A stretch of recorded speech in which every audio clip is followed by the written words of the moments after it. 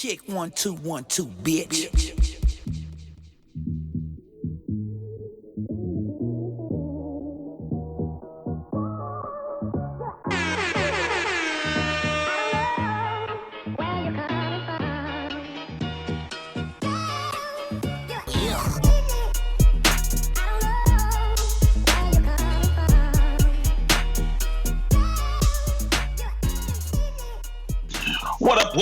What the fuck is up, people?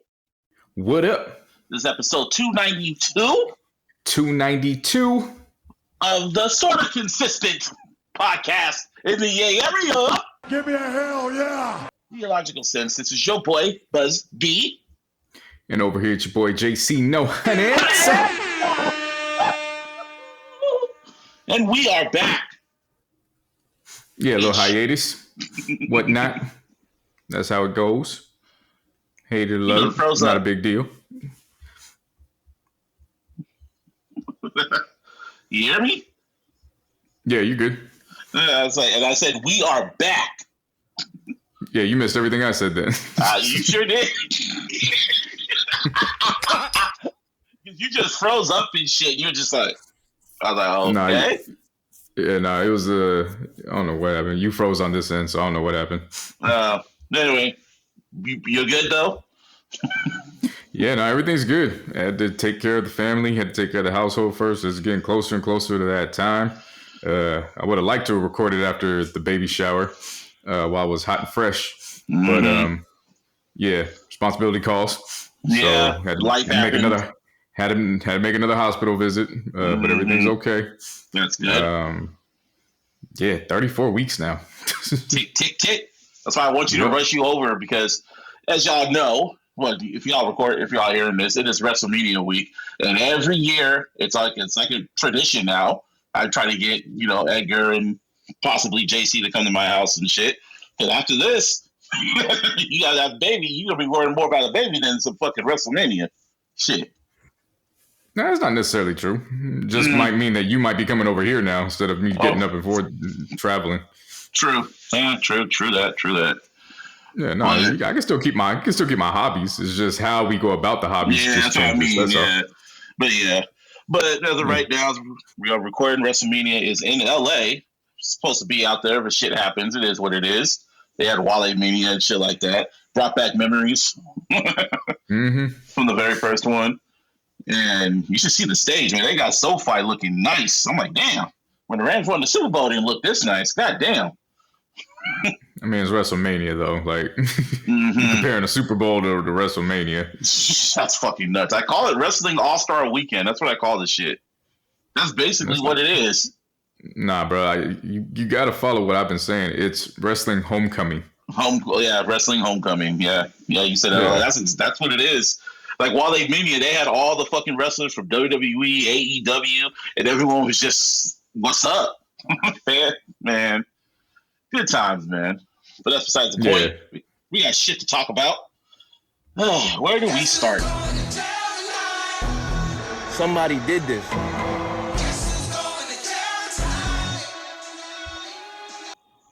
Somebody going to jail, and it's here in San Jose. Yeah. This news broke, and I stopped everything I did. I was like, wait, what? Who? What? How? How, Sway?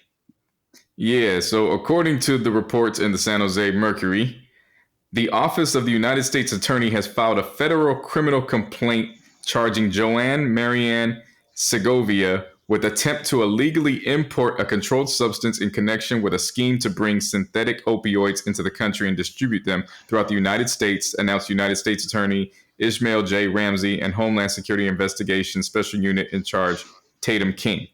Criminal complaint was filed on March 27, 2023, and unsealed the next day. According to the complaint, Segovia, age 64, of San Jose, is the executive director of the San Jose Police Officers Association. And long story short, she was smuggling in fentanyl, not only in her personal computer, but she was ordering it off the work computer. What kind of shit is that? That is nuts. Something out of Snowfall. She allegedly has been doing this for the past 20 years. So who is she piss off? I don't know. Well, let me rephrase that. I guess she's had that position within the last 20 years, and somewhere along the last 8 or 9 years is when they guesstimate that she's been pulling this off. Wow. So she must, man. That is nuts. She about to snitch on everybody. And they try to make you seem like the blacks and the gays are what you should be afraid of. Shit, man. Speaking of them crackers, whole ass nigga, bring your ass to the stand. Somebody did this.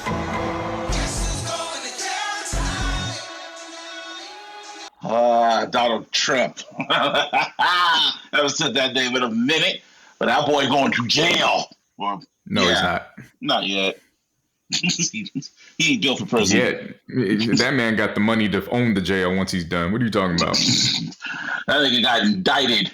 That man became the first former president to get convicted of stuff like this. Was get indicted ever. Man. But even though he's indicted, that still doesn't deter him from running. I read that up on the report. Yeah, he can still run, even if he's in prison. Had he gotten impeached, he wouldn't have been able to run. But even with this indictment, he's still able to run. If the Senate would have had balls, they could have banned him from running. But they're like, no, because they're hanging on by a thread. It's bad. It's like, God damn. I cannot wait for those court transcripts. Boy, because he's gonna have to turn himself in. He's gonna have to do it. It's not even about turning himself in. I can't wait to hear what he has to say in court, because remember every single day on Twitter, you never saw the humor in it because you were just mad and fed up. Yep. But they've been doing threads on it the past few months, and every single time you watch a replay of it, it was amazing. It was amazing. You can say what you want about his views and everything, but when that man touched the microphone, or when he got his hands on Twitter, it was hot. It was gold. See, when you look back on it, it's cool to laugh at. Okay? No, I was laughing in the moment. That's what Martine and I were trying to get you to do, but you were too headstrong and not seeing just the fuckery of it. Because the whole point of laughter wasn't that we were agreeing with him. The whole point of us laughing was that he is the perfect representation of what America truly is. Yeah. Some ignorant niggas. No, not ignorant niggas. This is the history of the country. Yeah, I know. Some ignorant niggas. That's the history of the country. No. I know. We're both saying the same thing. But anyway, yeah, that's bad what's going on with Trump. It's bad. It's funny at the same time. Like, wow.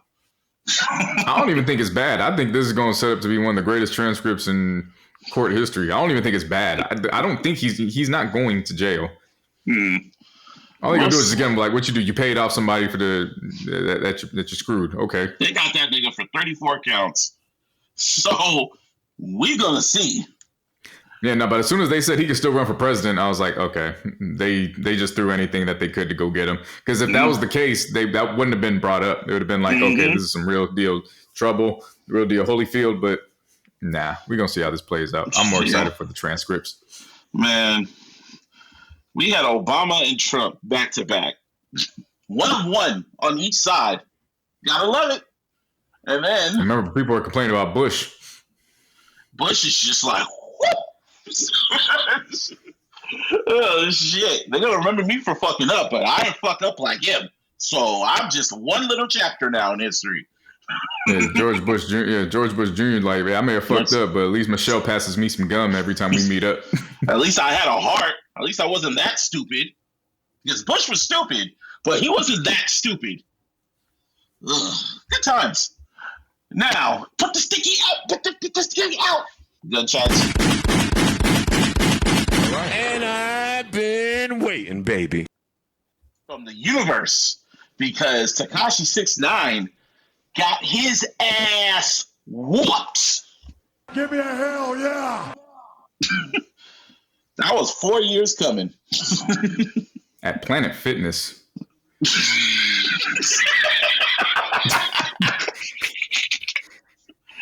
Dude. I was doing the Stairmaster.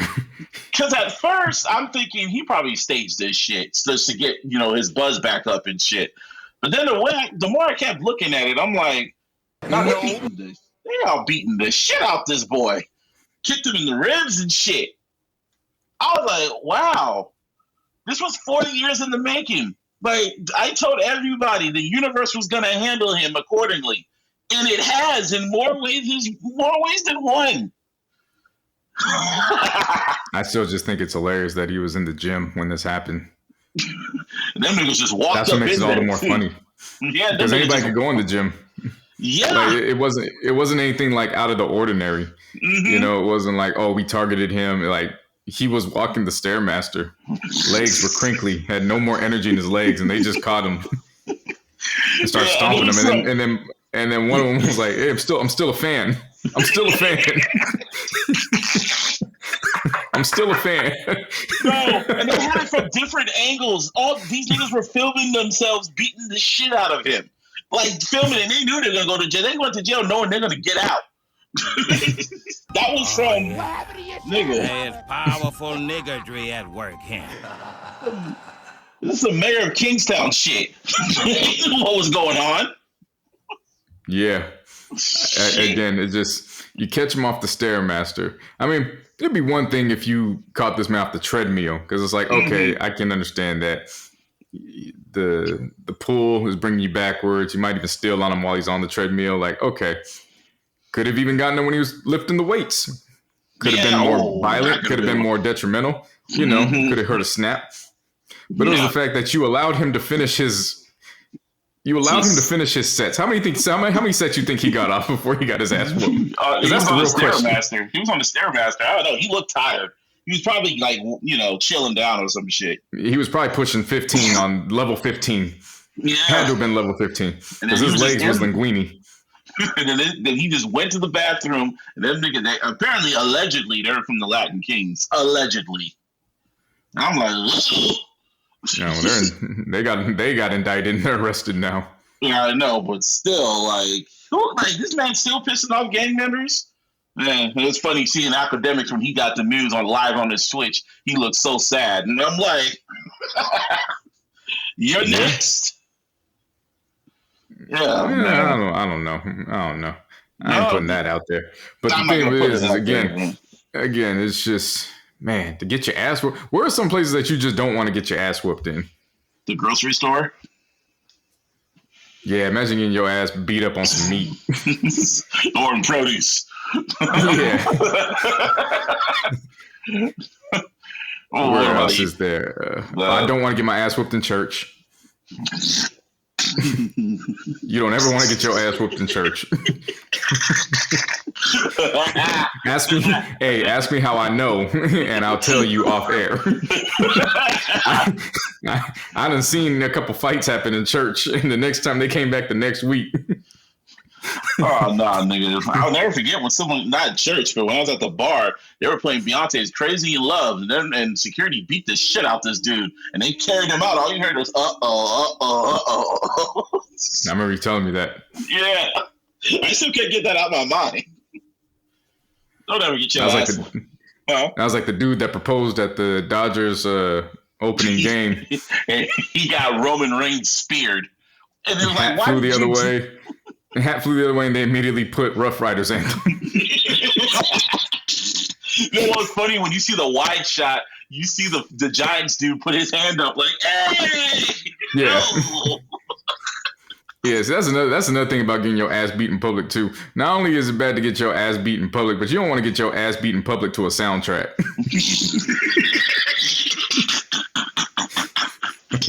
That's the worst of it all. Oh my god. Yeah. Imagine getting your ass beat to Halsey. Halsey come on in the grocery store. G-Eazy. Without me. No. So much G-Eazy. I never forgot that shit. Nah, but 6ix9ine got his ass whooped, and yeah, they arrested them niggas. But it is what it is with that shit. Yeah. What was it? There was a. I'm trying to think. There was a lot of confusion in regards to Eric Holder, the man who murdered Nipsey Hussle. They thought the judge had said what he said about Eric Holder, but in actuality, it was his own defense attorney that was explaining what the situation was for him going into jail. It was green light. So they had to. So everybody thought the judge was talking reckless and greasy, and they was like, "Oh, he rolling 60 for sure." But no, it was the defense attorney trying to make a claim, like, "Please help this man." Can you imagine, man? That's nothing to your defense attorney looking you in the eye saying, like he don't got what it takes. He gonna be gone pretty soon. You just looking at him like, "I'm paying. You getting paid to do this?" And it's also, as we're recording this, it's the 4-year anniversary after Nipsey's death, man. Mm-hmm. So, oh man, it's been 4 years already. Time flies. Yeah. But Eric Holder, shit. That's all I can say. Somebody did this.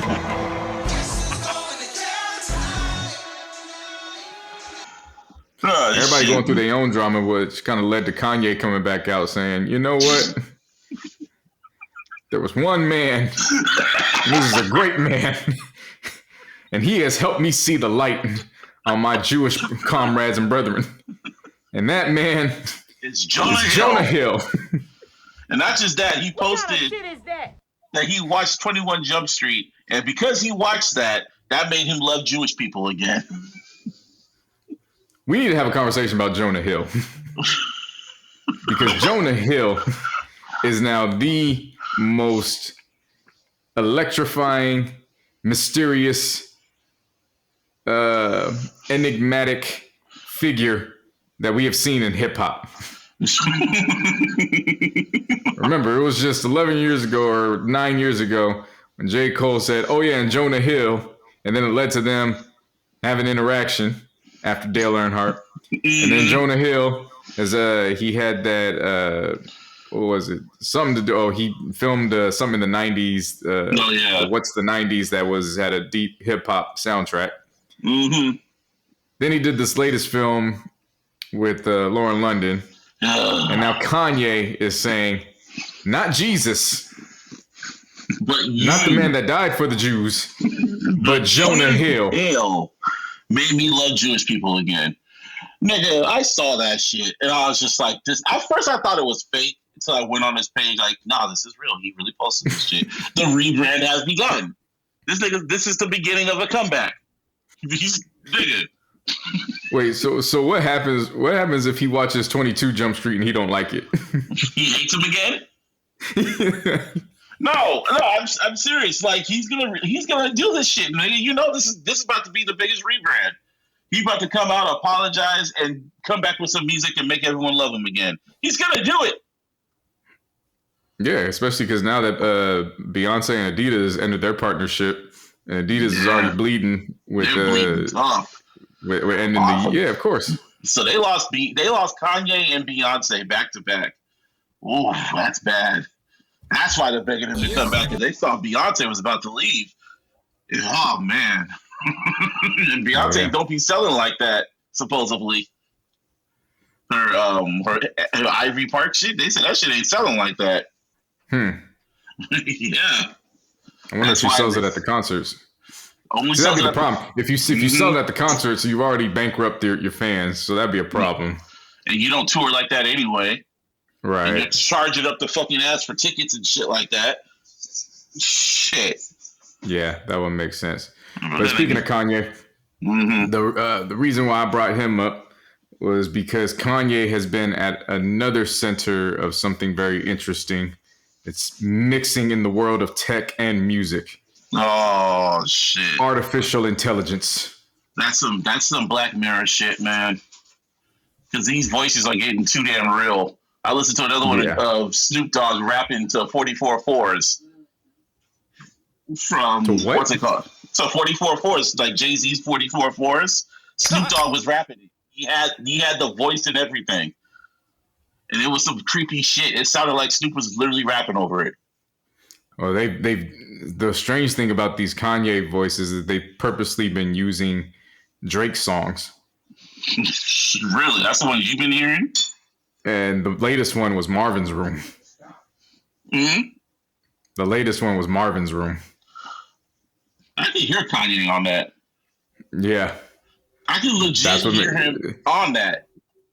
wow. That's what makes it worse because you're hearing it. You're like, oh, why are we doing this again? Like, what's the purpose of this? I heard someone rapping like Kendrick. I've heard someone rapping like Eminem, 99 Eminem. And even when they were rapping 99 Eminem, it still ain't right. Yeah. It still ain't right. No, not at all.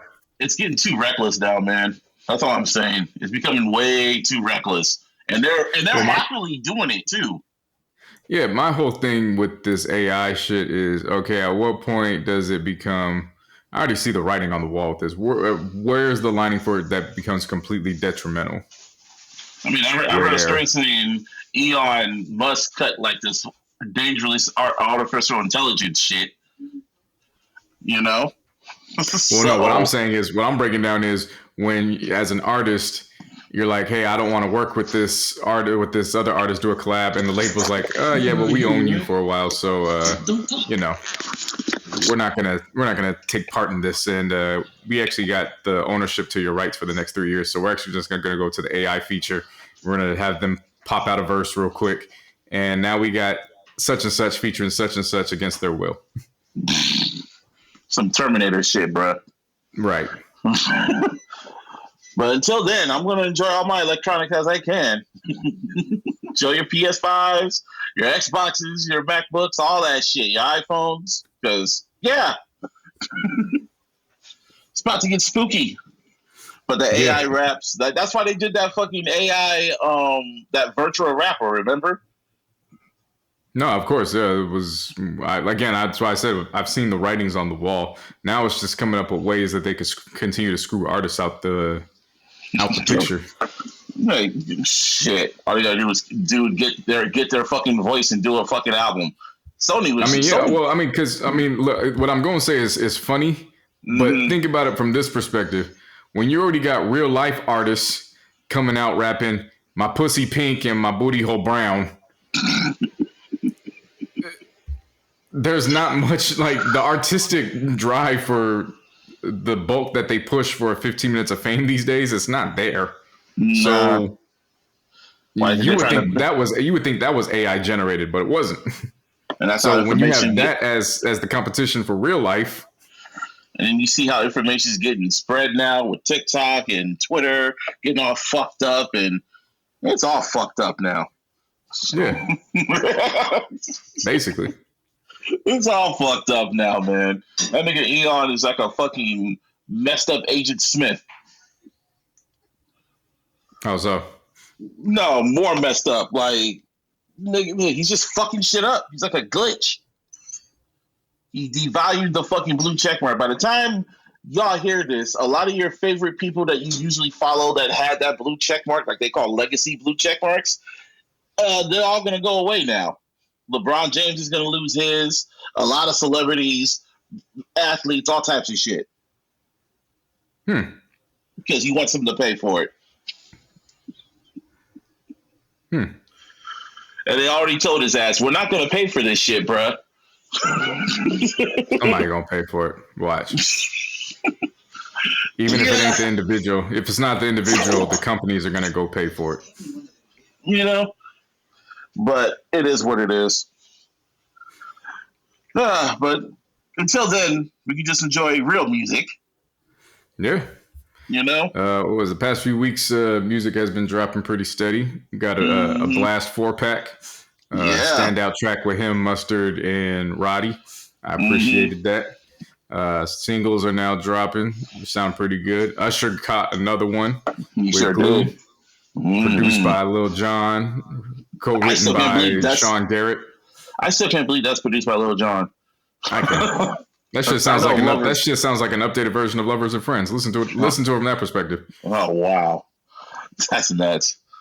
And Usher's still selling out money. He's selling out to fucking Vegas and shit like that. Yep.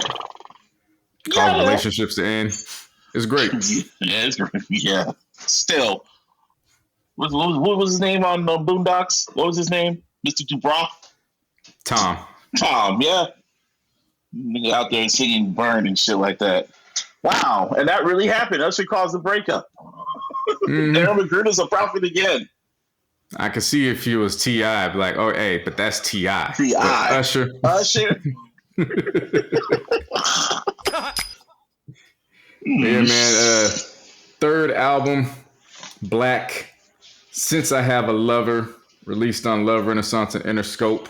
His first project in 3 years since Six Piece Hot, the EP.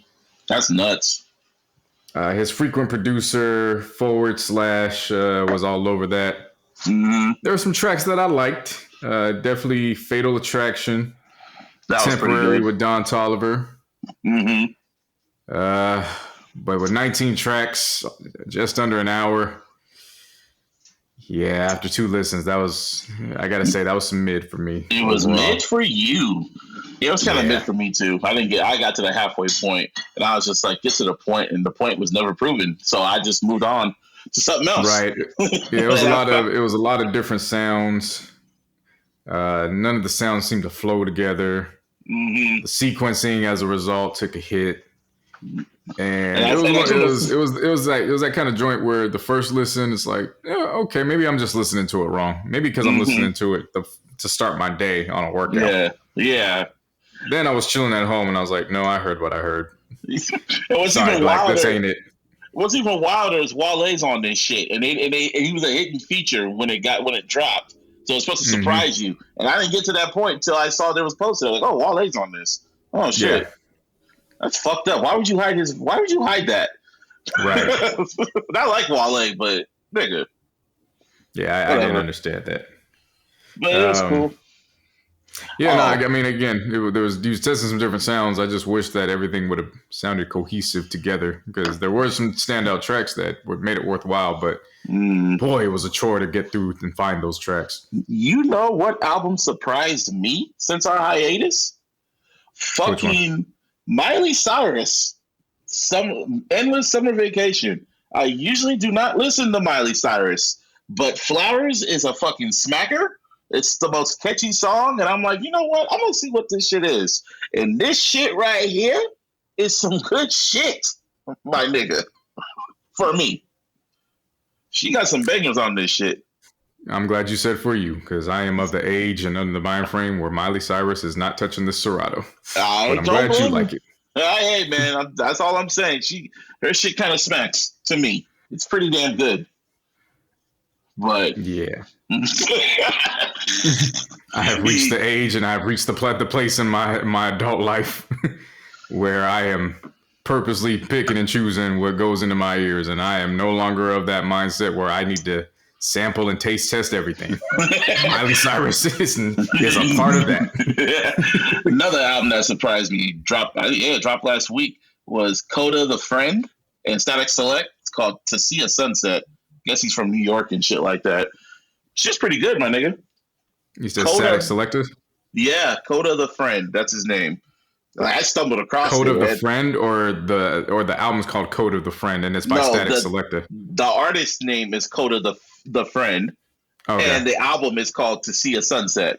Oh, gotcha. Okay. And I guess he's from New York or whatever, and he got Static Select to be right by him. And this is some smooth ass shit, bruh. Rapping is on top notch. Everything's 10 tracks. You'll fuck with it. It's only him rapping. Static Select just does the beats, and it's just him rapping. He carries the whole album. Might have to check that out. Yeah, it's pretty good. Say might because Larry June and Alchemist came out, went ahead and dropped The Great Escape off of the Free-Minded Alch Empire. I was looking forward to this one. I saw the track list, got very excited. 15 tracks. I did enjoy the first listen. However, I will say that it wasn't to par for what I expected. I did expect that Alchemist sound. So I got those nice smooth tracks. Especially what's the joint? Palisades, California with Big Sean. That was my shit. Big Sean ripped that shit. Boldy James featured on Art Talk. Oh yeah, that was my shit. Yeah, Larry June just talking about his diet, making money, and driving 55 miles per hour in a 65 miles per hour freeway. That's just my shit, and that's what I aspire to live by. So don't get it twisted. Like, I enjoy that. But when it came to the sound, I was kind of expecting one or two tracks that Alk used to give Mobb Deep. You know those tracks. Yeah, I know what you mean. Those mean tracks that when you listen to it, you're like, oh, this is violence. Okay. This is violence right here. He could have. And I never got that. I never got those one or two tracks. So it just sounded too mellow. It was too smooth. It was just the right smooth for me, man, because I fucked with it tough. Maybe because I listened to 89 Earthquake and fucking Pasadena's California, and shit like that. Like I heard those tracks and shit. So I was ready for that sound no matter what. I was like, okay, this is the hype I'm on. Yeah, this is the vibe he's on. Okay, I fuck with this. And they didn't miss on this album. I fucked with it tough. Per se's, what's it called? Per se's in Spanish? That's my shit right there. Yeah. Yeah, that one. No, Porsche's in Spanish. My bad. Porsche's in Spanish. That's my shit. What happened to the world? That was to me. That was the standout track for sure. Like I said, it's not a knock, but it's just when you compare it to the previous album. Yeah. And you listen to a track like Trap Still Booming with him and 2 Chainz. He could get into that bag. So it was just, again, I didn't need anything like trappy. It was just something that if Out could have just given something more upbeat to balance those out. Because again, it just after a while, it was like, okay. Basically, it was like making 4 right turns when you knew you could have added a left turn for excitement. Yeah, I know what you mean. Yeah. But overall, they did their thing. I never. It's been a long time since I've seen Slum Village on the track list. I was excited for that. You got Slum Village. You got evidence on that shit. He's networking tough. He knows the type of sound he wants. And I'm not mad at it. I kind of like Larry June. He talked to Rap Radar this past week and shit like that. Like, I'm not mad. Larry June making himself like somebody within hip hop. You know what I mean? Hey. Good job, Larry. Good job. Numbers.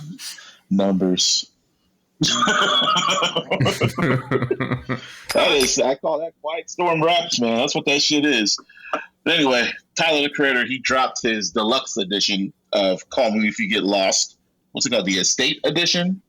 The Estate Sale. The Estate Sale, which is pretty much like tracks that were left over from the album that he still fucked with.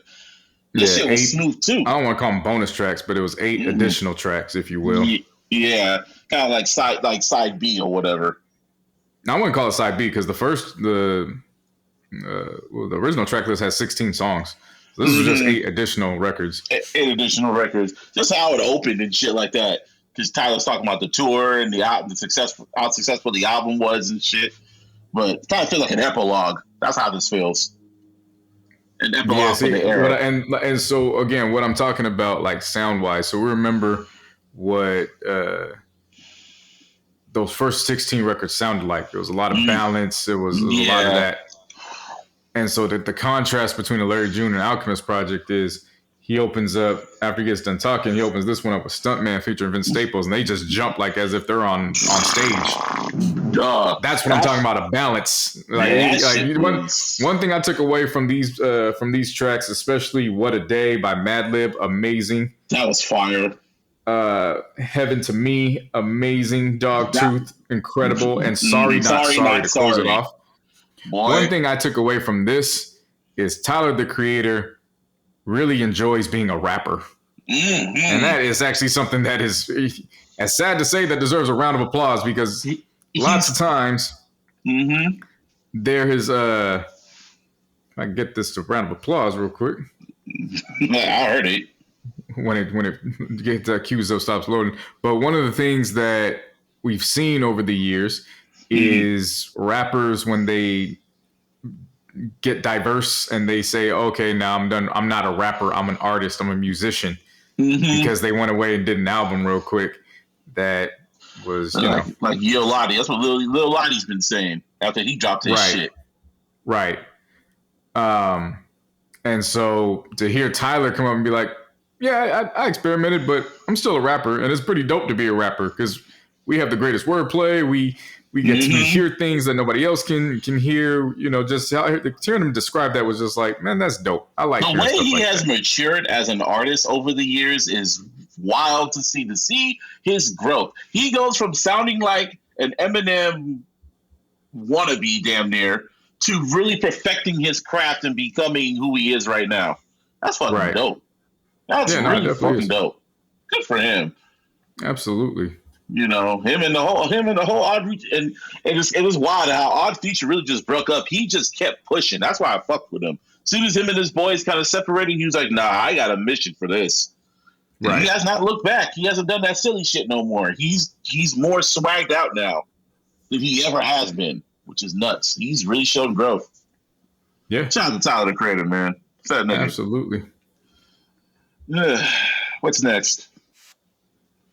What else is there? Oh, DJ Drama. DJ Drama. Tyler. Now I can get into what I want to get into. And I've been waiting, baby. And when I say that, I was just talking about the soundboard. Look, DJ Drama, I'm really like that. I haven't seen a rollout like this that made me excited in a long time. The rollout was incredible. He got juice. That was pretty genius. That was pretty genius. Yeah. I'll give him that. It wasn't just that he redid Juice. It was he redid Juice with as much of the original cast as he could get. So he got Omar Epps, Khalil Kane, Jermaine Hopkins, and Queen Latifah. And I saw he got Mr. Sam's. That was nuts. Yeah, and he went ahead and got this not only directed by, but he had a co-star by Jim Jones. Incredible. Whoever his agent is, that's fucking genius. That's fucking genius to promote your album. Absolutely. 14 tracks on here. Some of them we've heard. I ain't gonna hold you. I figured that one was gonna make the cut because they released that as a duo. Yeah. I am very excited to say that the Bay Area was well represented on this project. That it was, man. That it was. Shout out to Simba. Yeah, Simba's on here. Mozzie's on here. Yeah. Whoa, the Russell's on here.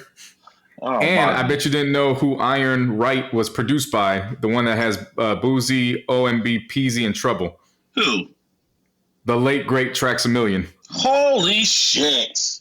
Yeah. Wow. Yeah, so in addition to the Bay Area, a lot of posthumous features on here. I was pleasantly surprised to see track number 3, Raised Different. Had Jeezy Blast and a verse from Nipsey. Then I came up, saw who else was on here? Of course, Trouble's on here. Rest in peace. I thought I saw somebody else on here that had passed. Well, that would go into Traxamillion's production on here. But overall, just a really, really well put together project. This is considered a Gangsta Grills. FMFU with Wayne, Roddy, and Gucci. Really didn't have an issue there. I can see that one getting pushed to late spring to start the summer. Never knew I needed to hear Rick Ross and West Side Gun together, but damn, that was great. I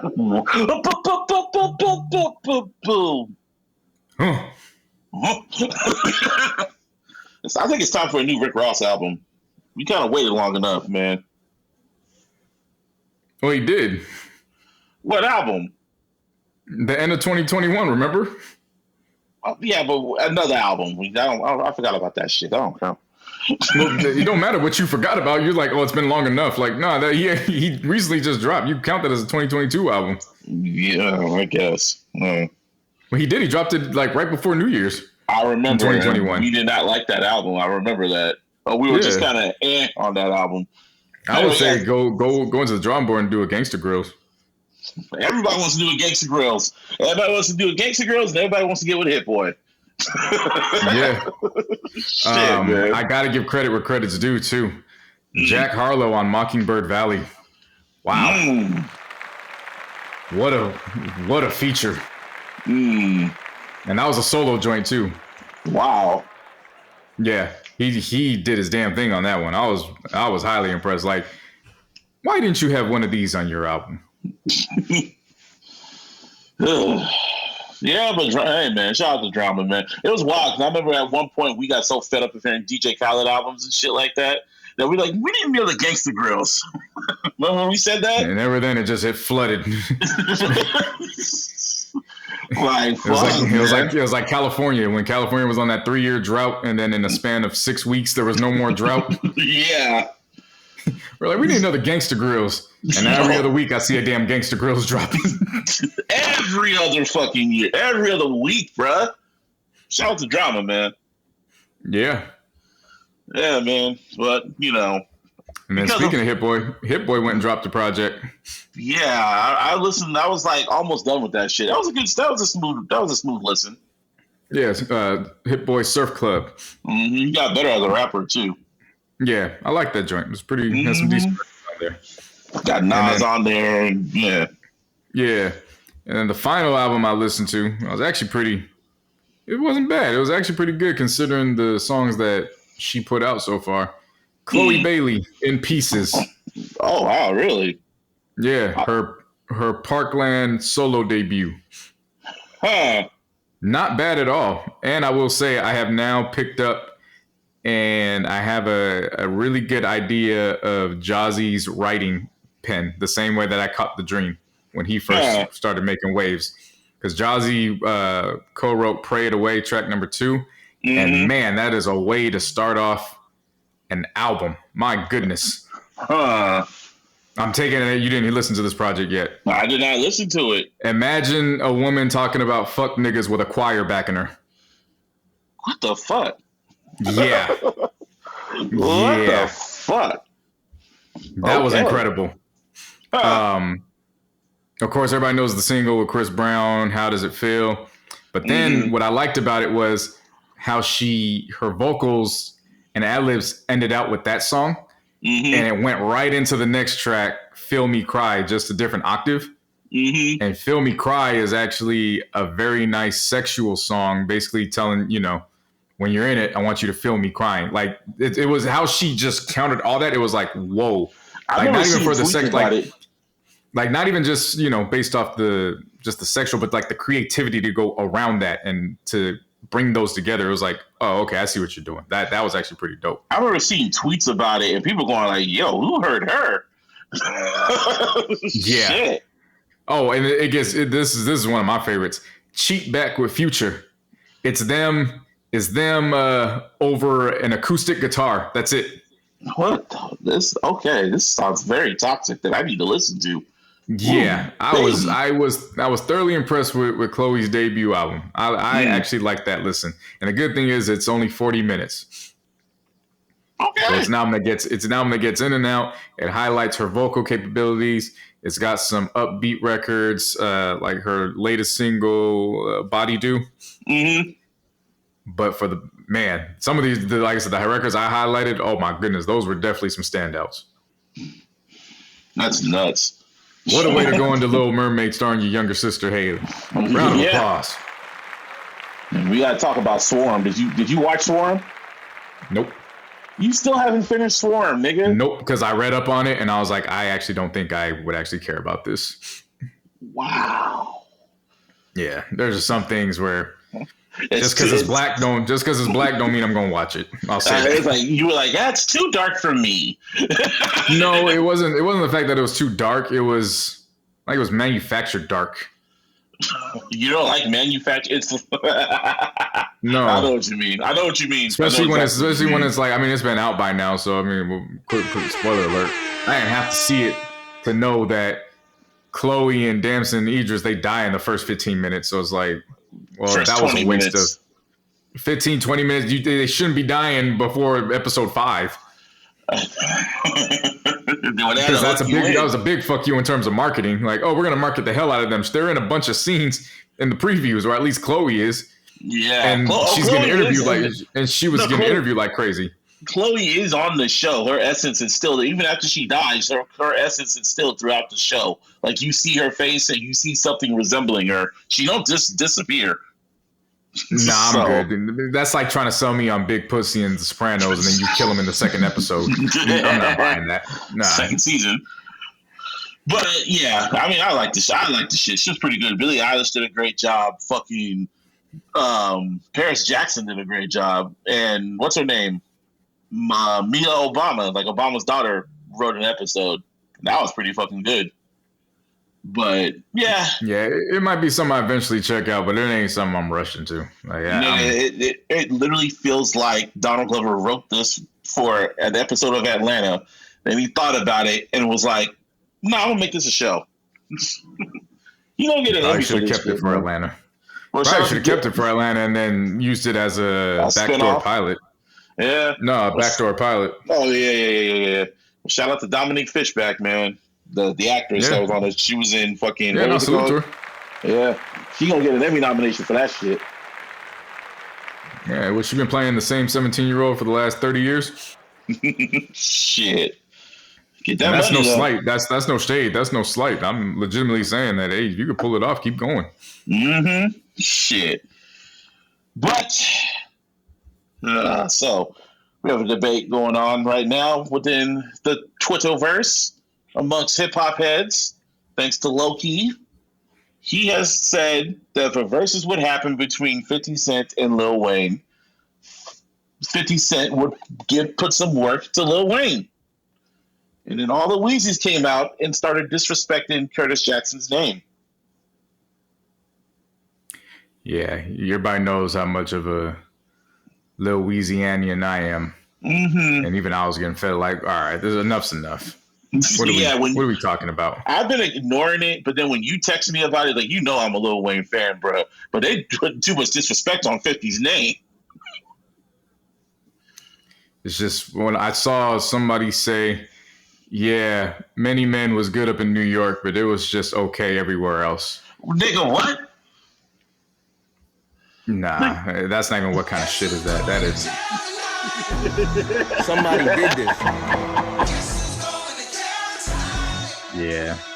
I keep saying it. Shout out to Mark. Mark and I keep saying we go on Twitter every other day, and it's like, you niggas just keep trying to rewrite history. I swear.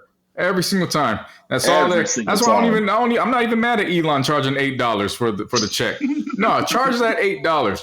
Because some of these motherfuckers are gonna have to pay to prove that they was fucking up and stupid when they were growing up.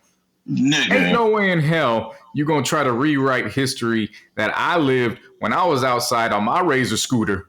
And I was watching MTV at the time, nigga. Exactly. Like, no. I knew who the fuck was on TV majority of the time. It was 50 Cent, dog. Like, bro, from the time that 8 Mile came on, and this is the thing too, was those people that were in the know, it didn't take 8 Mile for us to be in the know. We had already had Guess Who's Back. We already had God's 50 Cent is the Future, God's Plan, and all that shit. The final mixtape that was coming in. We had already had that because we were listening to that in football practice, and by the time basketball had started, the whole damn layup line was a damn 50 Cent mixtape. So it really, when Wanksta came out, it was just okay, they finally caught it. It's here. Like, this is how it starts. Just literally that whole 2003 was just a nigga in a spaghetti tank top. Nigga, he was literally the top rap artist, period, with sales, mixtapes, everything. He was running shit. His right hand man is Eminem, and he has music to back it up. Like, I'm untouchable, nigga. I want to remind people that if I'm not mistaken, his first week sales, mind you, they had to move the date up to start the week because of the bootlegs, or no, not start the week, but the end of the week, because Once Upon a Time albums came out on Tuesdays, not Fridays. But they had to drop it on a Friday to avoid the leaks because they knew it was coming. And this man sold, I'm not mistaken, 874,000. In that second week, where you usually have up to a 50% drop off, this man sold another 829,000. He only went down.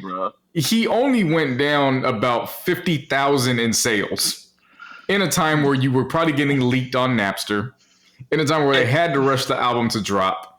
I just want people to understand what that number entails. Because again, selling 1 million like Wayne did, 1 million like Justin Timberlake did, 1 million like 50 did on The Massacre, those are great feats. But for somebody to bounce back and basically sell 1.6 or 1.7 combined in back-to-back weeks with basically the same number, that was unheard of. Unheard of, bruh. And the music quality was great. But if a battle would happen between 50 and Wayne, because Wayne got hits for days too, so let's not get it started. Let's not get it twisted. If a battle would happen, it would be a lot closer than people suspect. A lot closer. I would still give the edge to Wayne because Wayne took it from the 2000s and went into the next decade and was able to produce some fire ass features that includes Drake and Nicki. So I would give him that edge, but this idea that Wayne is just running away with a 19-1 victory over 50, no. Man, this is getting too much buzz right now, man. If I was Swizz and Timbaland, they need to make some calls, man. They need to make some calls and bring this to light. Because 50, I can see them both doing this shit. 50, if you do it right, if you do this correct, you can probably get this shit aired on Stars right into the next episode of Ghost. Probably the season finale. Bruh. Where's the horns on that shit?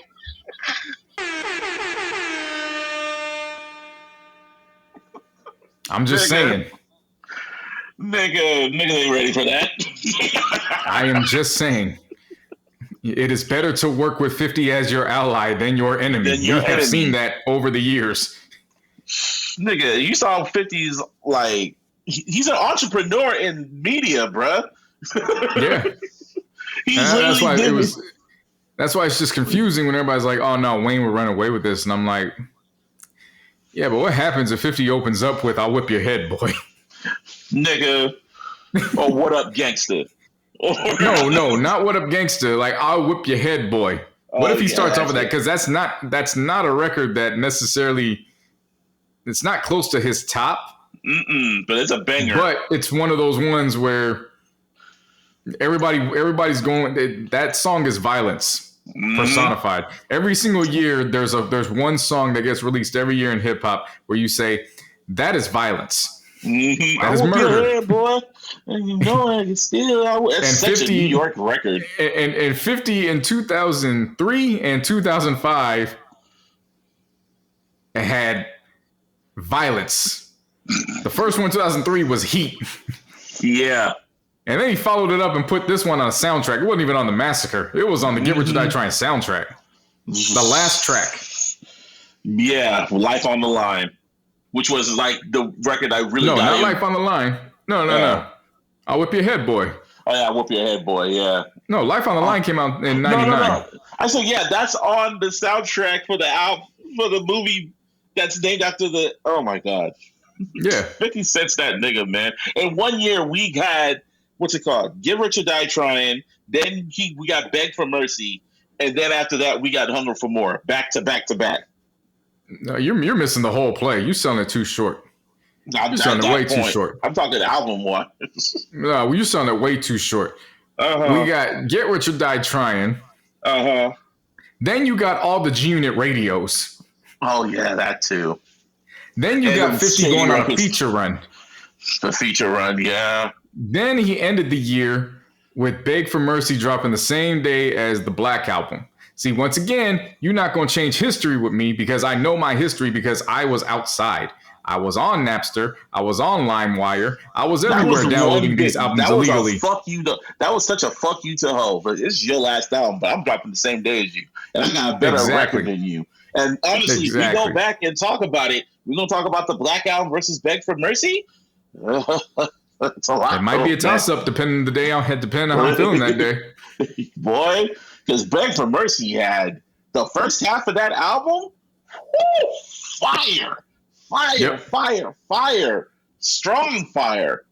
But then what falls off because there's too many tracks on that bitch. They could have cut that shit to like 15, 16 tracks. Well, remember, 3 of the tracks were recorded. They were mixtape tracks, or they were already pre-recorded because they had Yayo. So there you go. Just imagine, just picture those as the Yayo tracks that just got, I don't want to say tossed in, but there's your 15 plus 3 that had Yayo. So then you have all those unit radios, and by this time they introduced Game into the fold, because they had just brought him in for officially right after they finished the album. So then you go into G Unit Radio Part 5, which is All Eyes on Us.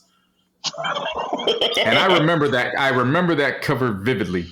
It went from left to right. It went Game, West Coast Killer. Then it went to Lloyd Banks, Mixtape Artist of the Year. Then it went to DJ Who Kid, DJ, Mixtape DJ of the Year. Then it went to 50, King of the Streets. Bruh. Then it went to Yayo, East Coast Killer. Then it went to Buck, Dirty South Killer.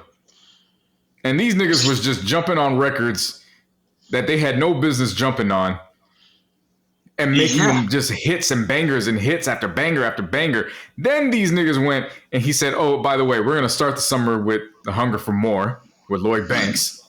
Then we're going to end the summer with Buck and Straight Outta Cashville. Oh, and if you thought it was done, we're going to end the year with Game Single. Wow. That was a Now run. we get to 2005, and Game drops the documentary, and then a few weeks later, The Massacre drops amidst all the beef, and they still go, because even when Game is out, oh, by the way, I'm branching out. Here's Olivia, and here's two groups you might recognize, Mobb Deep and M.O.P. That happened. That was the beginning of the end right there. It was not. It was not. If you actually go back and relive history, it actually was not. Because I know they dropped the Mobb Deep album and shit. The M.O.P. album never happened. But remember, Mobb Deep still went gold. And they were on the Out of Control remix. Yeah, they were. Which was one of the top 10. You can argue with whoever you want to argue with, but Out of Control remix was probably a top 10 record in hip hop in 2005. Then you get the Get Rich or Die Trying soundtrack. Oh, and by the way, I don't care what people say. Tony Yayo's debut is still a pretty solid debut. I went back and listened to that a few weeks ago. It's still solid enough. May not be a classic compared to the others, but it is still a solid debut with some good ass records. Yeah, man. That was a time. So what we're trying to say is do not disrespect Curtis Jackson's name, ladies and gentlemen.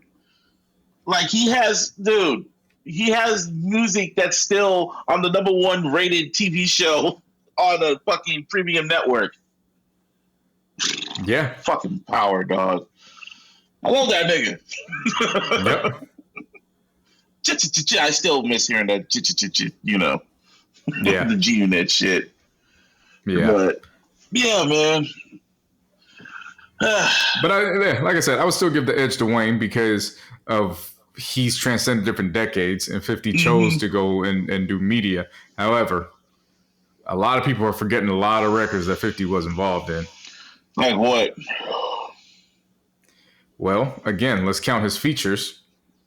You still got Magic Stick. You got the Work It remix. Yes. What else? Anything that he did with M. Yeah, all the Eminem features, yeah. And again, people, I would still give the edge to Wayne on the mixtape records. But remember, 50 was touring Europe with mixtape tracks. So a lot of people still hold those in regards too. It's not just a runaway for Wayne when you start playing some mixtape songs. Especially when you play After My Cheddar. Man. If you don't know After My Cheddar, that's where I basically divide the G Unit era fans to the 50 fans. Because After My Cheddar, he took LL Cool J's Smile record, and they renditioned that damn thing. I'm gonna run your cheddar. Yeah. 50 was an asshole, man. Oh, it was a time. It was a time, man. He was a hustler. 50's a hustler, man. But other than that, man, shout out to 50. Shout out to Wayne. Hopefully that versus happens whenever. So, yeah. You know what I don't want to see in a versus? What? Logic.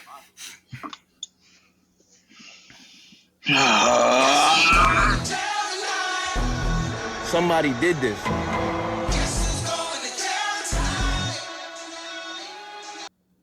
I don't, man. We haven't talked about that nigga in a very long Busby, time. why you like his version of Today's a Good Day? Why you tell me you like that shit? Nigga. What is wrong with this guy, man? What's wrong? He used to be so dope. You know, for a guy that always wants to tell everybody that he is black, believe me, I am black. He does a lot of non-black shit that makes you really question his existence and why he does. Like, this is a troll. Like you. And I hate saying stuff like this because my whole philosophy is, if you black, you black. I get it. But he does a lot of shit where it's like, nigga, you just black enough to be in the conversation. You're not black enough to get that shit off. You're not. You're not, man. Even his use of the word nigga don't be going in the right places if you go back and listen to it. Man, nah, when we listened, I will never forget the Caterpillar remix that Royce the 5'9" said, yo, Logic came really hard on this shit. This came really hard. And then you listen to it, and he just... white. I'm like, wait, what the fuck is this? And Royce was hyping this shit up. And it was this close to becoming the official track because he wanted Eminem to be on there, and then Eminem hit him up at the last minute, and they finished the track. Thank God, Marshall. Thank God. Oh my God. I never advocate for. I don't advocate for violence against anybody. But I will say this: if Logic had just gotten off the level 15 Stairmaster, and they caught him at Planet Fitness, bruh, I wouldn't have been upset. That's all I'm saying. That's all I'm saying. And if they ran off and said, "Hey, I'm still a fan," and then, dude, this dude's having beef with Anthony Fantano, dog, on YouTube. Like, he keeps criticizing his reviews, and Anthony Fantano trolls him right back, and they're having a troll off, and he's losing. Like it. Of course, he's losing. Fuck. He's a fucking weirdo, man. Like, how did he get so goofy? I used to sort of like his music. I did like his music. I vouched for him sometimes. Oh, I didn't sort of like his music. We went to the tour and said, this is an amazing show. He went on for over an hour. This is great. That was a sign I think almost 2 hours. That was a sign right there. I was like, my nigga, why is it this long, man? And then after that, the Suicide Hotline song came out, and it was just like, oh. So, his biggest song ever. His biggest song ever, dog. And then it just got weird after that. It got really weird with him. It started, and it was really gradual, too. And then Supermarket happened, and then, oh, my God. Then he released more bullshit upon bullshit. Like, dude, who are you, bruh? Yeah. Well, we've been talking about it this long. For those who don't understand and don't know, the last episode I said Logic dropped an album that I'm going to continue to ignore. And I did everything in my power to ignore it except one song because it kept popping up everywhere. I'm actually not going to blame. I'm not going to blame the man that delivered it to my timeline because he had every right to be upset as the heir of the throne to the man that made that song, which was Ice Cube Jr. Wait, what? Because when Logic went and whitewashed Today Was a Good Day, Ice Cube Jr. went on Twitter and was like, hey, man, I like you. I'm a fan, but please do not be using my mom's name like that. We're going to have some serious problems. Yeah. And that's when I said, what is he doing? And that's how I came across this unadulterated, pure garbage. Then Supermarket happened. That was the death blow for me. That was just, nigga, what is this? What are you doing? Like, no, don't ever do that again. I would never forget the roast session we had on that album. Yeah. I did like the history lesson that was presented as a result of that, though. A lot of people did not know that the Kim in question is Ice Cube's wife and the mother to his children. Oh, my God. How people didn't know that, I don't know. I don't blame them. They try to rewrite history and tell me that 50 would lose 19-1 in the verses. So you can't trust what people know. But I did like that part of history was revealed. But Logic, man. Logic. It's becoming pathetic now, my guy. You need some therapy, man. He got to do something. Shit. He really got to do something, because the thing of it was too is, like I said, he be putting nigga at the wrong places. When he had that weird interview with his dad, I did not watch that.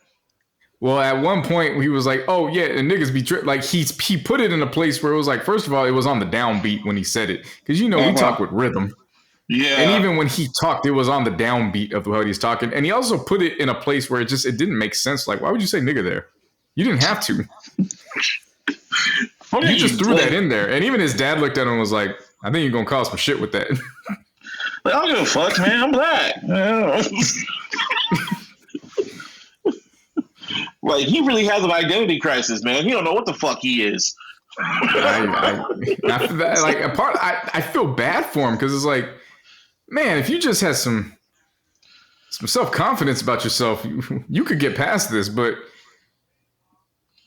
you don't get teased about it because other people are teasing you about it. You get teased about it because you keep bringing it up, and then you keep whitewashing our classic records. This is your fault. Dead ass. Yeah, I'd be confused with logic, man. I don't get it. There's no logic there. Yeah. Fuck out of here, logic. Yeah. Anyways, real quick. There's been a lot of reunions that I've seen. I've liked it. I want more. I feel like I'm entitled to it. I'm going to exercise my right to explore these. Keenan and Kel, Good Burger 2. That's on the way. Something we did not ask for, but the world deserves. Absolutely. A Good Burger 2. Absolutely. I didn't have this, but you know what? I want this. Yes. And I'm going to take it. I'm going to take it. Good Burger 2, I don't know what they're going to do. They said they're going to film it. It's going to come out later on this year. Take your time. I'm good.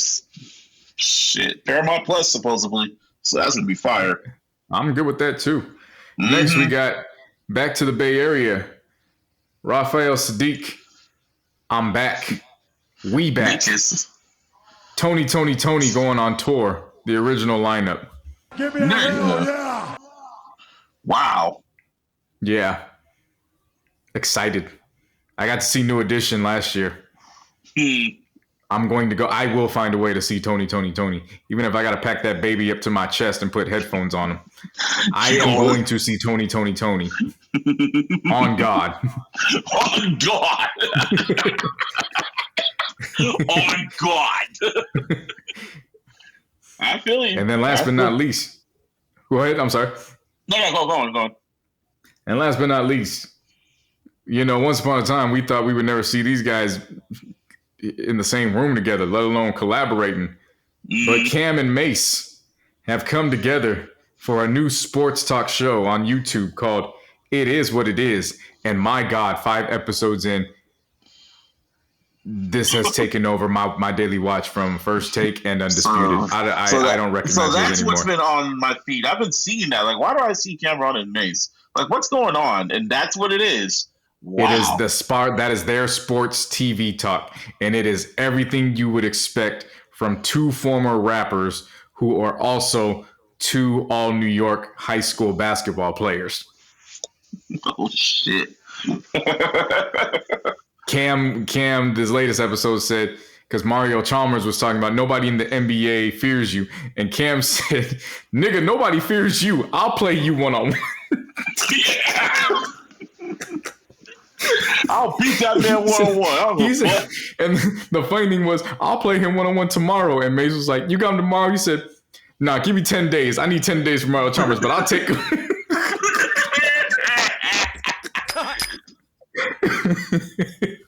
This niggas ain't shit, man. Oh, man. When it came to the John Morant situation, Cam was like, hey, T Morant, his dad, he was like, T Morant, he needs a father. And it's like, how you going to tell a man's father he needs a father?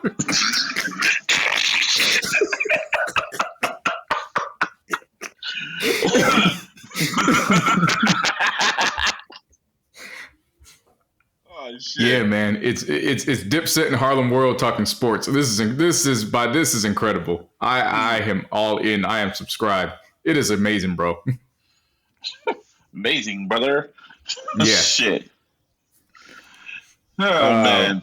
What else we got? So yeah, but again, let me give a round of applause to everybody. We're coming back reuniting. I like a good reunion. Mm-hmm. And with that being said, with the reunion, these niggas bike. And I've been waiting, baby. It took a year to change, but we finally here. Ghost, season 3. I told niggas Tariq was going to walk the line of the devil. He was going to be worse. He was going to be worse than James St. Patrick. Yes. Your Perception, Your Reality, episode 1. Sebastian was trying to get the upper hand on him. This man said, "You don't need that steak no more. I'm going to carve you up like some steak." And stabbed him. This he be just like your father. I'm not my father. And then stabs him. And then they all come in there and they'll go like, "Yes, let's get rid of the body." He started rolling him up in the nice ass fucking hotel room. Yep. Second episode. How are you gonna get away with that? You gotta let it go. Second episode, Need versus Greed. If I'm not mistaken, he shoots another man. With no mask on. And then they walk into an Italian restaurant. No, that was the second episode. Third episode, Human Capital. Braden once again freezes like Andy Dalton against the Cardinals. So Tariq runs up out of nowhere and busts this dude in the head. And they start sprinting like they run track for Stansfield and go into the Italian restaurant. And nobody seems to realize that this car that Braden was driving was parked dead in the middle of the street. So they can figure out that it's his car. Nobody seems to understand this. And then it was like, even I was like, wait, he just, okay. I was like, I saw that and I was like, so nobody gonna pick up the car. By the time he picked up the car, he had given the host $100 and started speaking Italian. I said, you know what, we here. We have restored the feeling. This is like when Kanan spent 2 seasons trying to kill Jamie and Tommy. And then at the end of season 5, this nigga in the back seat talking about, let's ride and kill this nigga Dre. I was like, yeah, we are finally here. We're back. I am here. I love it. This show is just so fucking amazing, man. And why are we still watching this shit? Because it's good shit. Yeah. Or like when Diana's new love interest, Salim Abdul Rauf, comes up and introduces himself to Kane, and then Kane looks at him and said, "That shit sound like a fake name." And right then and there, that's when I put 2 and 2 together. Was like, I think that nigga's the CI. Because that shit do sound like that don't sound like Dr. Umar. Nigga, this show is fucking amazing, man, and it just flows. Because now Braden got. So why is Kane so obsessed with Braden not killing somebody? Like, he's so obsessed about this shit now. Because he wants it over his head. So if anything goes wrong, you have insurance to make sure nobody snitches. Like, how come? And it's like, now he's getting too obsessed about it. I'm like, damn, nigga, why are you obsessed about this shit? And I'm like, you know what? Just let it go. That's actually pretty normal. When you factor in every other organization, usually to get into the organization, you got to prove that you have a body. True. So that's not out of the ordinary. A lot of the stuff that you've highlighted to me that you're like, this is out of the ordinary. I'm like, no, it's actually Easter eggs and they're like recalls and this does sound legit. Back. Lauren's back. Oh, surprise. Surprise. She's back. Yeah. I told y'all she was coming back, man. She wasn't dead. Yeah, go figure it out. I wonder when she's going to pop up. Yeah, so now that leads me to believe that because they're teasing it and they're hyping it up, Braden is going to get his first kill and it's going to be extraordinary. My thought process behind this is that he's either going to kill the cop that keeps snooping around. He's going to have to kill Effie. Or it is going to be proven that Sharif Abdul Rauf is the CI and he's going to have to kill the CI. But Braden's first kill is going to be one of those kills where it's like, oh, shit. It's not going to be Braden got a kill. It's going to be one of those, oh, he killed that one. Got it. Shit, this is bad. I'm ready for it. I'm ready for it too, man. Yeah, especially because he was already conniving Again, I don't necessarily think it's just going to be Kane. I think it's going to be Tariq that puts him up to it too, because he's been conniving against Tariq. Basically, the theme of season 3 is need versus greed, and everybody's moving like they're moving in need, but in reality, their motivations are powered by greed. This is what Courtney Kemp was talking about, where season 3 sets everything up for the rest of the series.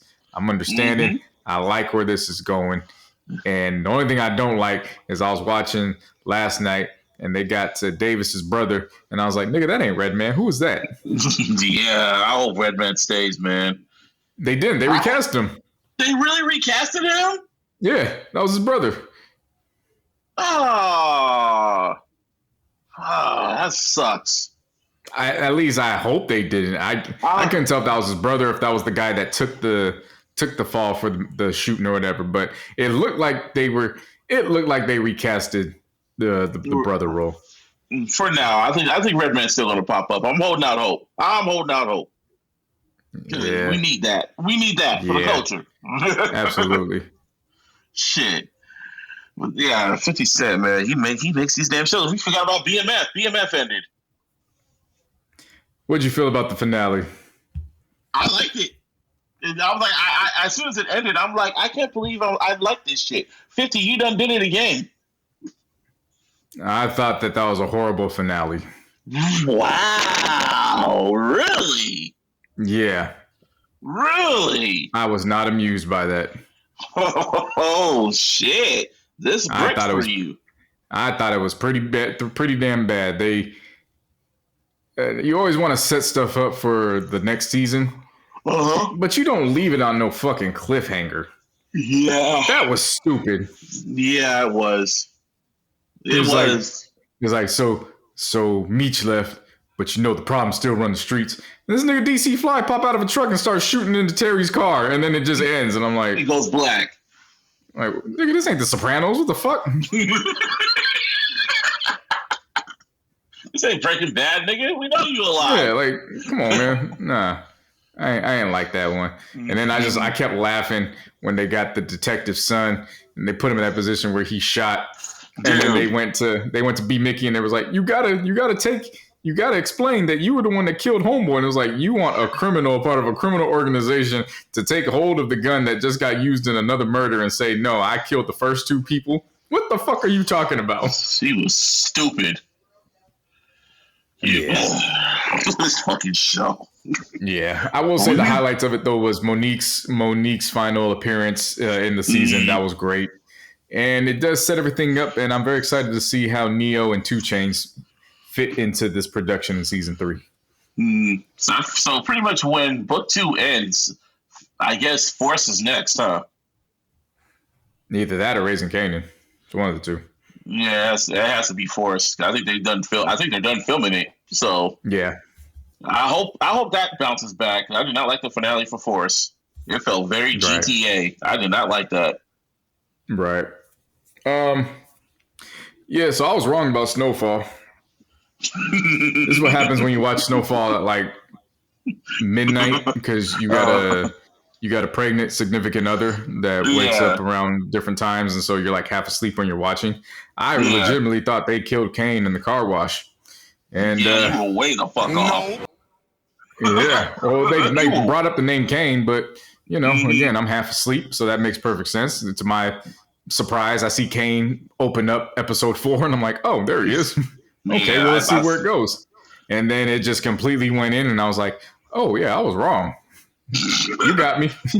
You got me. My bad. Yeah, I'm tuned in too. Like I'm all the way caught up now. I'm like, okay, how is this better and good? That's all I'm saying. Well, we know Wanda's getting a spinoff, so we know she lives. Yeah, Jerome is gone. Spoilers. Nah, ain't no spoiler. I called that shit at the finale last year. I tweeted it. I said, Louis gonna get this man killed, and it damn near 4 days behind the year to the day. I went back and found that tweet on the night that they aired the episode where Jerome died, and I was like, yeah, that was too easy to call. They better make this. It better fit like a bow. I feel it's gonna end on some bullshit. I don't feel like it's gonna end. It's gonna end on some bullshit. Like it's gonna be like, I guess the end. Whatever. I wouldn't be surprised. I finally started Succession. Oh, how you enjoying it? First season was amazing. Yeah, it was really good. I was like, you've been binging it like that. Oh shit. Okay. Yeah. I watched the first season within 3 days. I got it done. I just had the middle son's or the second son's name at the top of my head. He's like white privilege can't get right. Nepotism can't get right. Nepotism can't get right. Like, cause he just keeps fucking up. Like both times he had it in play. Spoiler alert, real quick, if you haven't seen it. Not my fault if you haven't seen it. It's been out since 2018, so hurry up. Anyways, this man on voting day where he needs to get his father out of the seat, he decides to take a helicopter trip an hour away, an hour before the damn meeting, and thinks he's going to get back in time, rush hour traffic in New York. What is that? Yeah, I was just like, nah, what kind of behavior is this? This is nigga, you stupid. Yeah, like you are stupid.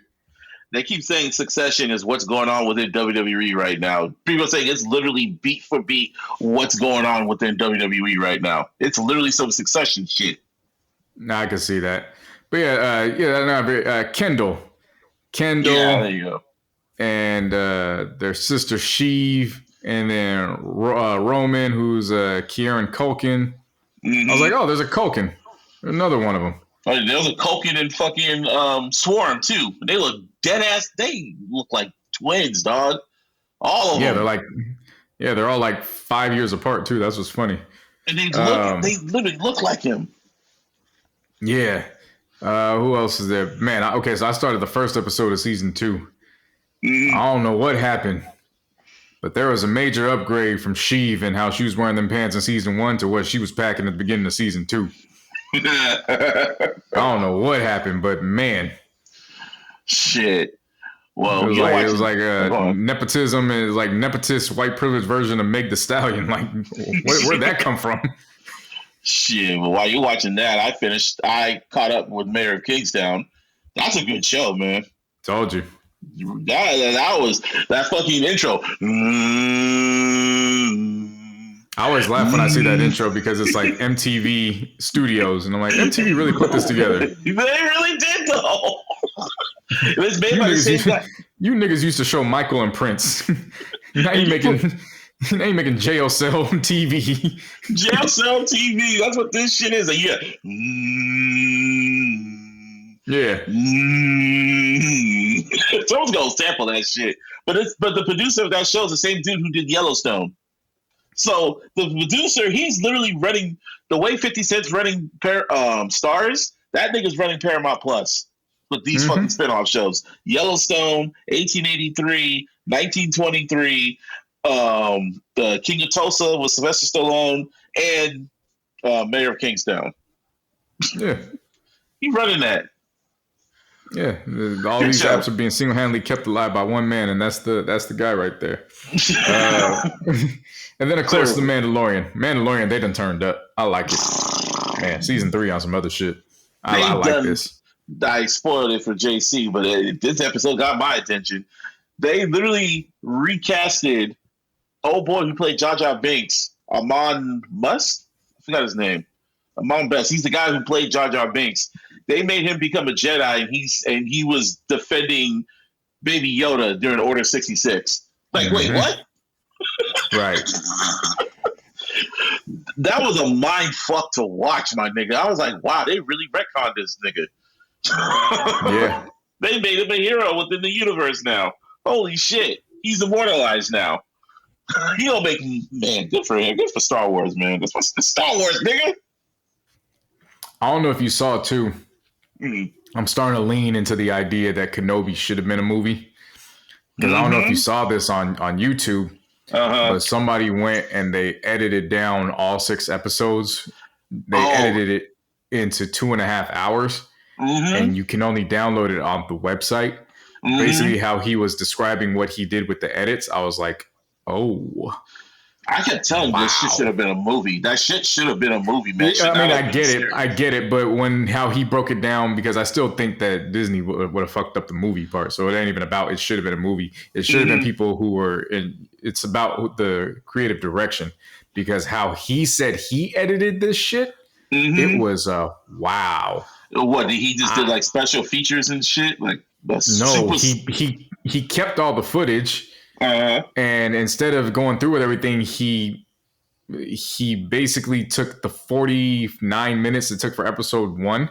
He cut it down into 25 minutes or so. So it gets right to nitty gritty. Then he changes the narrative so it has less Reva. And at the end, she's not even involved. Like, her last scene in there is when Vader and the Stormtroopers. No, not the stormtroopers. The Exquisites, niggas. Inquisitors. The Inquisitors. Yeah, that's her last scene in the entire film. She's not even going after Luke. He's like, it doesn't make sense. What he does is he changes the narrative to basically really center it around Kenobi. And then when he introduces Vader, he does it in a way where Vader's walking around like fucking Michael Myers. The entire episode. So when Vader shows up, it's not wasted scenes. It's like he only shows up when it's time to push Kenobi into getting back to the Force. And he said that final battle that he does, it's Vader and Kenobi, that final battle, that's when he mixes the footage of Kenobi and Anakin. Ooh.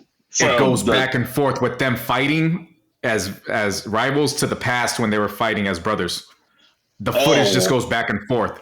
And I was like, oh my God. So when he does the final slash, of his face, it cuts back to that scene where he goes, you're too strong. You keep focusing on the win, Anakin. You don't focus on what's supposed to. And then it cuts back to that monologue. Oh shit. Yeah. Yeah, damn. That's how he beat Vader. He's like, oh, I still can school your ass, nigga. Little ass nigga. And he used the technology to de-age them, so all that technology is still in play. And then he rescored the film, so a lot of the score is episode 3. Oh wow! I know Star Wars fans hated that show. I love that damn show, but they're thinking about doing a season 2. I'm like, don't do a season 2, man. Leave it alone. Leave it alone. Niggas want a Darth Vader movie. You're like, nigga. No, we need a Darth Vader movie. Yeah, we do. Yeah, we do. I guess. No, it's not an I guess. You saw how that nigga looked like fucking Michael Myers and Jason put into one. You need one movie just to redeem himself, I guess. So just to show how damn crazy he went. Yeah. But yeah, Mandalorian's pretty good, man. It's getting really good. Have you watched Andor? Or have you tried to watch Andor? Nope. I'll get to that soon enough. People say it's a great show. Martine told me it picks up at the 4th or 5th episode, and it goes from there. And it turns to a really dark series. So it's more so about pushing the bounds of what Star Wars is in terms of what they show. But I just can't help but acknowledging the fact that I have to get in line and get in tune with a character that I've only seen once before and I don't really care about. Yeah. I didn't I don't care about Andor. I forgot it was even him until I read the description. It was about the chick. It was mostly about the female though. So it was just like, I don't give a fuck about this nigga. Right. Shit. They see what it boils down to, man. Yeah. Let's see what else we got. That finishes out TV. Real quick, touching on basketball. Told you Lakers to that 4th seed. I don't know if they're going to get to that 4th seed, but they might not have to deal with the play-in. So salute. Salute to them. In addition to that, I'm tired of seeing fans taking this bullshit of this sports betting and going way past what it is with sports. When you got a player like Malik Beasley who posts a photo or a slide of photos with his son celebrating his son's birthday and they're enjoying his birthday party, then he has to go pin a comment saying, Lakers fans, I get it. I'm not doing well. I take pride in my shooting. You don't have to like you're commenting on something about his child about his play. Like That's nuts. That's where that bullshit. They had another player, I forgot who it was, come out and say that a fan yelled at him on the court, "I picked the wrong slave," because he only scored 5 points when the guy needed him to score 10 points to parlay his bet. I picked the wrong slave. He said that? Yes. I forgot who it was. I just saw it on Twitter today, and I went and read the article about it. This whole thing with the sports betting bullshit it's getting pretty nasty. Extremely nasty. I don't play that shit, man. Yeah. I don't play that. That's some evil shit, man. They just look at you like, hey, you know they're trying to do that in WWE in wrestling now? They're trying to put that's fucking nuts. Like, don't do that shit. You gonna fuck everything up. Right. They got Bradley Beal going. He's getting arraigned or he's getting sued because there's a guy in the stands who was cussing him out over his bet. And then Bradley Beal was like, "I don't give a fuck about your bet. I don't play basketball for that." And the dude tried cussing him out. So Bradley Beal popped his hat off. And this whole ass motherfucker went and cried to the police. I think another Malice in the Palace needs to happen. Something that needs to happen to restore order with these fans. Because these fans, you know the great thing about it, it should happen in unison across all the arenas, all at the same time.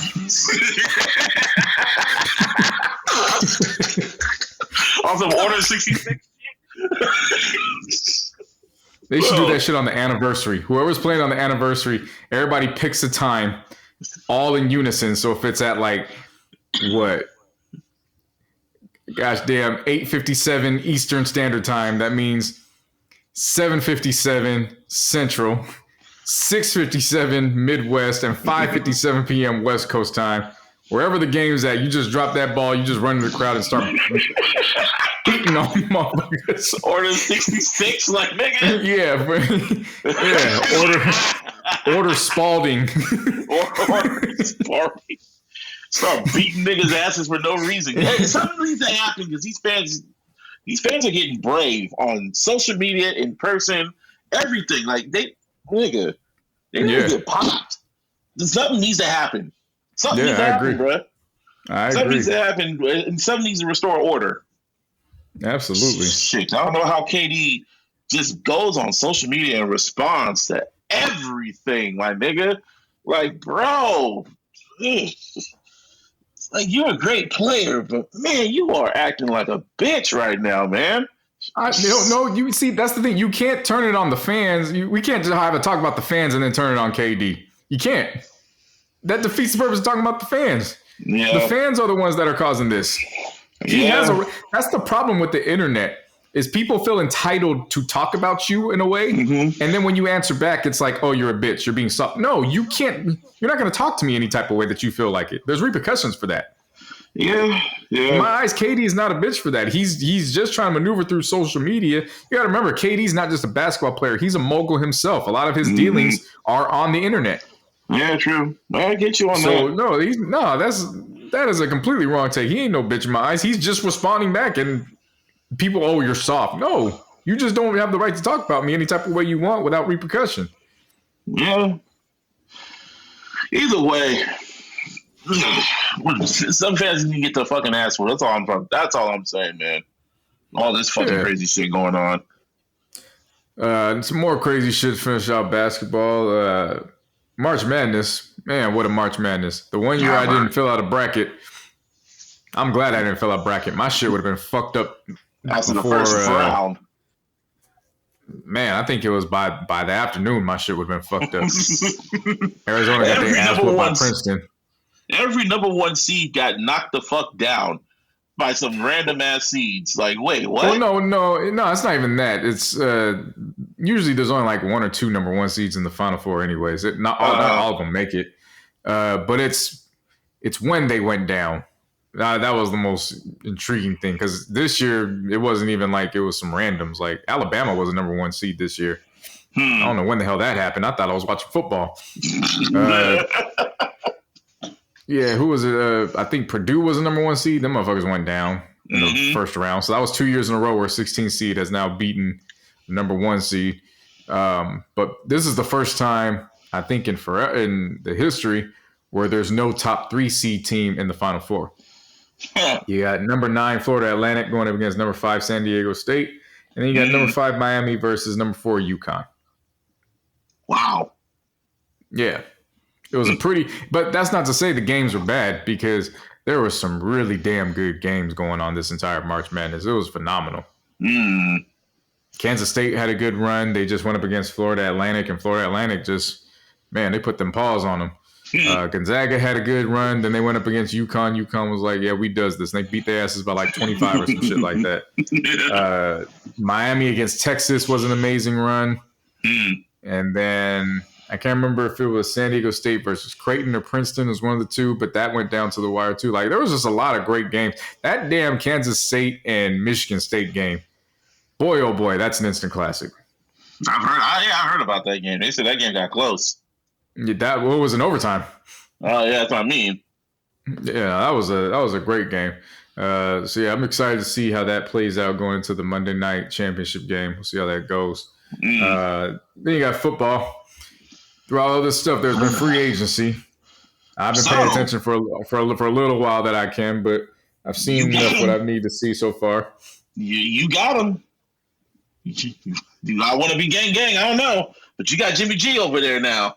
Oh no, yeah, that's your boy. You definitely should want to be gang. That's your boy, remember? You should definitely want to be gang. That's your boy. That's your boy now. Yeah. I tried telling you, look how fast you done switched up. No, Jimmy G. Yeah, put him in the game. Put Jimmy G. As soon as you get rid of him, nah, he gone now. That's you. That's you now. You don't love that nigga. You don't love him like them porn stars love him.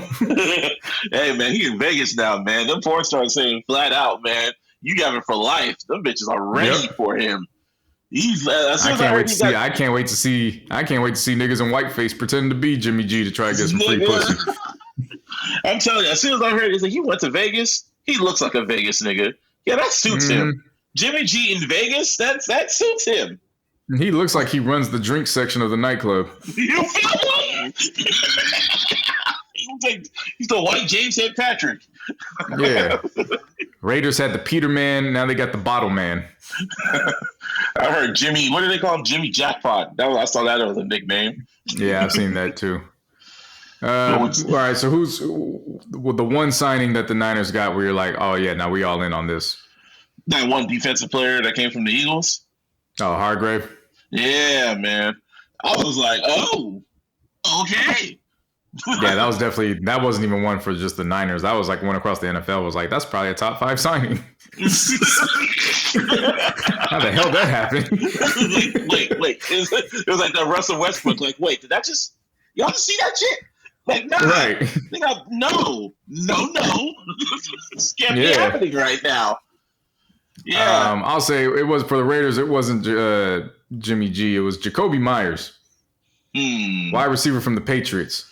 Because if you don't remember, the reason why the Patriots lost that game is because Jacoby Myers was the one that threw the ball backwards. So I was like, oh, that was an audition. He passed. Come on in.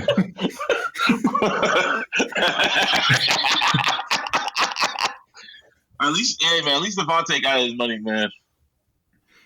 Yeah, well, no, Jacoby Myers is a great receiver. That's why I didn't mind. It was just funny because it was like, oh, that was your audition.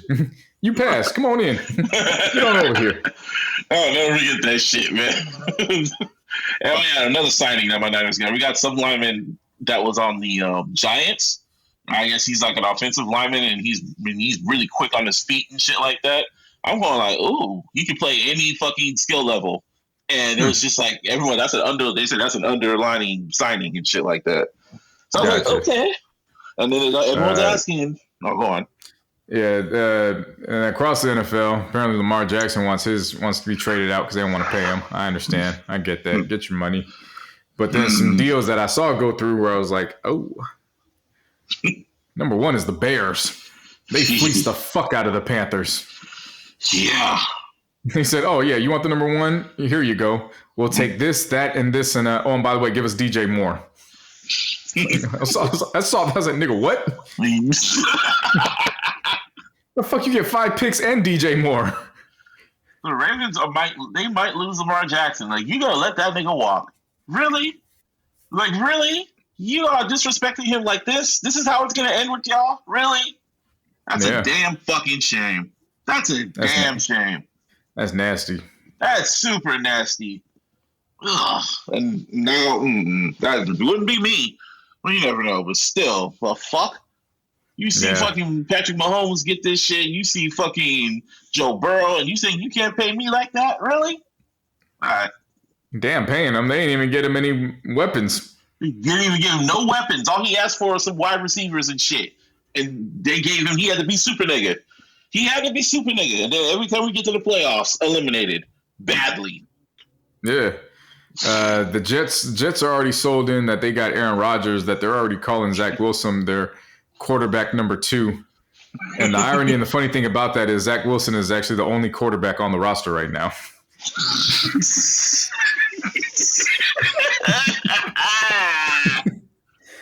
Oh, damn. Yeah. They're really banking everything on Aaron Rodgers. Y'all really want him that bad, Jets? That's sad. That's I mean, have you seen the Jets?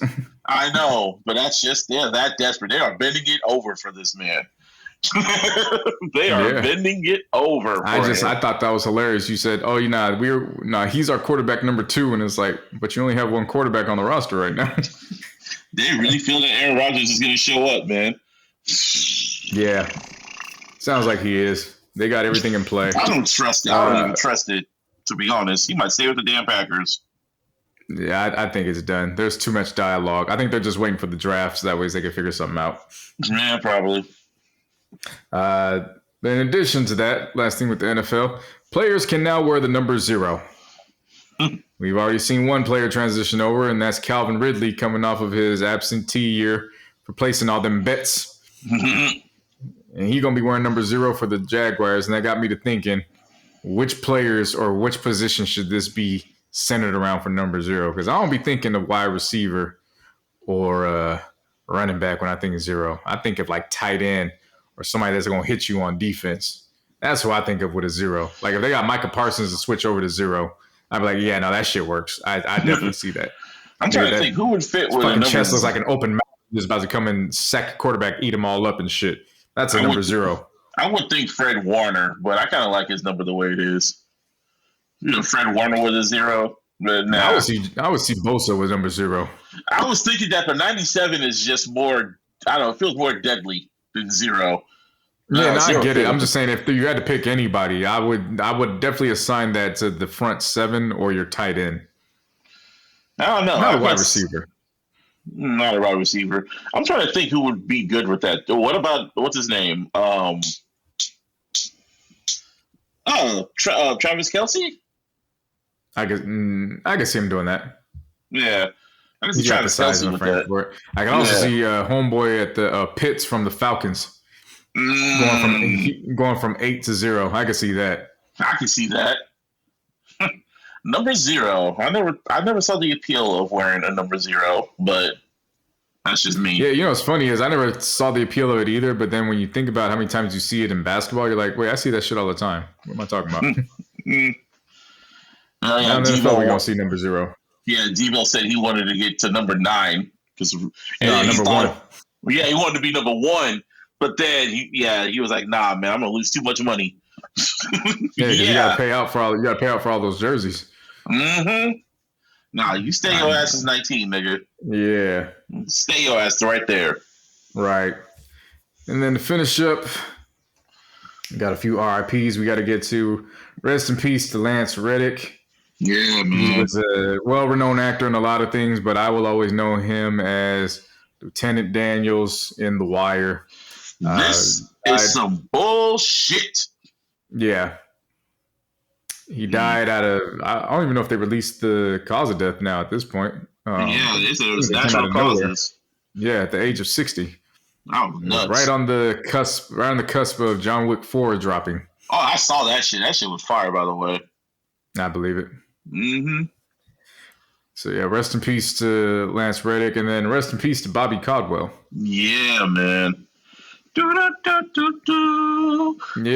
a lot of people. It took a lot of people a lot of years to know that Bobby Caldwell was a white man who sang that song. He was a white boy. Yeah, Yeah, I remember when I was a kid, man, I always thought that was a nigga too. So one day I was just watching it and I was like, that was a white man? A white man singing this song? The fuck? Man, that wasn't just a white man. That was a white man with long hair. He looked like he was a farmer. Yeah. Yeah. That's that blue-eyed soul. He was Robin Thicke before Robin Thicke. Yeah, that was that blue-eyed soul. Mm-hmm. Yes, rest in peace to him. Yeah, definitely. And last but not least, for all you spirits and liquor guys, you gotta have it. Henny in a can is finally here. I don't know how I feel about that. Nah, man. Give me a hell yeah! Like, give me a hell yeah! I like Henny and Coke too, but in a beer can, my nigga, what? Yeah. Nah, man. That's low. That's the new blackout. What was this shit called that we used to have in the Bay? The Four Locos. Yeah, that's a Four Loco. That's a Four Loco right there. Nah. Yeah. Man, remember motherfuckers used to put the Four Loco with a damn Red Bull, not knowing that we was possibly gonna have a heart attack 5 minutes later. I'm so glad I never had those. I rarely, if ever had those. But my God. Man. Me and Josh used to drink those all the time before we go out. We talked about that the other day. Like, man, you understand how close we were to heart attacks? Like, you look back at some of the ingredients in that shit, like, what the hell was I drinking? Then they had to recall we had the nerve to start off the night with Four Locos and then go into the fucking venue and just order nothing but AMFs. That's all we used to order, AMFs. Oh my God. Full of the Four Locos. We go for the Four Loco to adios, motherfucker.